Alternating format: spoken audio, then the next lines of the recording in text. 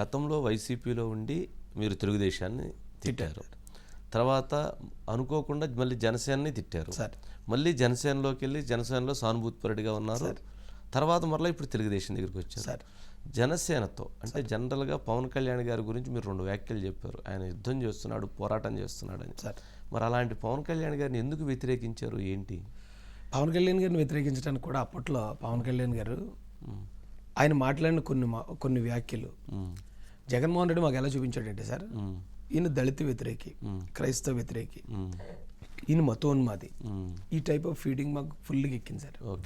ఎక్కితే అవును కరెక్టే, ఈయన అలాగంటున్నారు, ఈయన వ్యతిరేకిస్తున్నారు అని మేము ఆయన్ని వ్యతిరేకించడం వాస్తవమే. అయితే మీరు అన్నది ఒక మాట ఏంటంటే, వైసీపీలో ఉండి జనసేన తిట్టాను, టీడీపీని తిట్టాను, తర్వాత జనసేన సానుభూతిపరుడిగా మారి ఇప్పుడు టీడీపీలోకి వచ్చాను.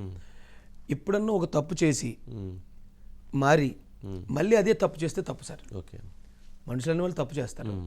మళ్ళీ ఆ తప్పు జోలికి వెళ్లకుండా మారిన తర్వాత ఆ తప్పు జోలికి వెళ్ళినప్పుడు ఖచ్చితంగా సమాజం మమ్మల్ని క్షమించాలి, యాక్సెప్ట్ చేయాలి. నేను జగన్మోహన్ రెడ్డిని ఇది తప్పుడు మనిషి, ఇతను తప్పుడు పరిపాలనని తెలుసుకున్న రోజు నుంచి నాకు ఆ తర్వాత నుంచి ఎన్నో కాంప్రమైజింగ్ కబుర్లు వచ్చేసారు నాకు. మళ్ళీ మీరు వైసీపీ కోసం పనిచేయాలి, వైసీపీ కోసం రావాలని.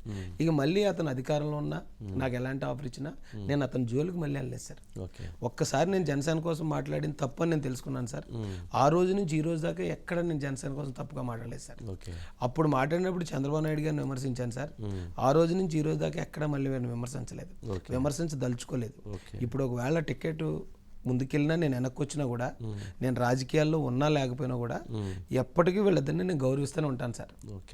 మళ్ళీ ఎప్పటికీ ఈ జగన్మోహన్ రెడ్డి అనేవాడు నాకు ఒకవేళ మంత్రి పదవి ఇస్తానో ముఖ్యమంత్రి చేస్తానని మళ్ళీ అతని జోలికి అక్కడికి కానీ వెళ్తే అప్పుడు నేను తప్పుడు మనిషిని సార్. నా శత్రువు మారలేదు సార్ ఎప్పుడు. అయితే వీళ్ళని శత్రువులు అనుకున్నాను, వాళ్ళ శత్రువులు కాదని తెలుసుకున్నాను. ఆ విషయంలో ఇంకా ఒక విమర్శ ఉంది రాజేష్.